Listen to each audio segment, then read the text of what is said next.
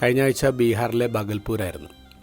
അവിടെ CTC sisters നടത്തുന്നൊരു വലിയ സ്കൂളുണ്ട്. ഒരു പ്രോഗ്രാമിന് വേണ്ടി പോയതാണ്.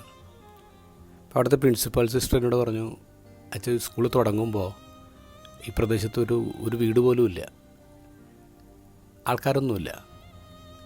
അപ്പോൾ പല അറിവുള്ളവരും പറഞ്ഞു, നാടൻ ഭാഷയിൽ പറഞ്ഞു, ഈ പട്ടിക്കാട്ടിൽ ആര് വരാനാണ്, ആര് പഠിക്കാൻ വരാനാണ്, ഒട്ട തീരുമാനമാണെന്നൊക്കെ പറഞ്ഞു. എങ്കിലും ഞങ്ങൾ തുടങ്ങി.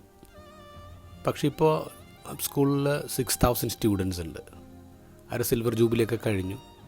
ഇന്ന് അതിൻ്റെ മുന്നിലൂടെ വലിയൊരു ഹൈവേ പോകുന്നുണ്ട്, വികസനമായി. നമ്മുടെ പ്ലാനും നമ്മുടെ കാൽക്കുലേഷൻസും ദൈവത്തിൻ്റെ പ്ലാനിന് മുന്നിൽ പൊളിഞ്ഞു പോകും.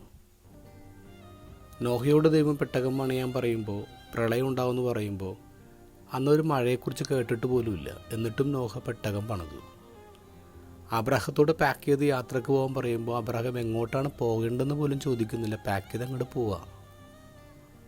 ജെറീക്കോ വൻ മതിലിന് ചുറ്റും 7 ദിവസം നടക്കണമെന്ന് ദൈവം പറയുമ്പോൾ ജനങ്ങളങ്ങ് നടന്നു കഴിഞ്ഞപ്പോൾ മതിൽ തകർന്നു വീഴാണ്. എവിടെയാ ലോജിക്ക്? ഇന്നത്തെ ഗോസ്പലിൽ പത്രോസിനോട് ഈശോ പറയുന്നു, നീ വലയിറക്ക്. പത്രോസ് പറഞ്ഞു, ഇന്നലെ രാത്രി മുഴുവൻ അധ്വാനിച്ചിട്ടൊന്നും കിട്ടിയില്ല, ഈ ഡസൻ മേക്ക് എനി സെൻസ്, പക്ഷെ നീ പറഞ്ഞുകൊണ്ട് വലയിടാം. പത്രോസും കൂട്ടുകാർ ഞെട്ടിപ്പോയി. കാരണം അവർ ഇതുവരെ കാണാത്തത്ര വലിയ മീൻ കൂട്ടമാണ് അവർക്ക് കിട്ടിയത്.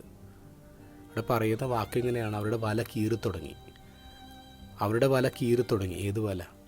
അന്നുവരെ അവർക്കുണ്ടായിരുന്ന അനുഭവങ്ങളുടെ, അവരുടെ കാഴ്ചയുടെ, അവരുടെ ലോജിക്കൽ കാൽക്കുലേഷൻസിൻ്റെ വലയാണ് കീറി തുടങ്ങിയത്.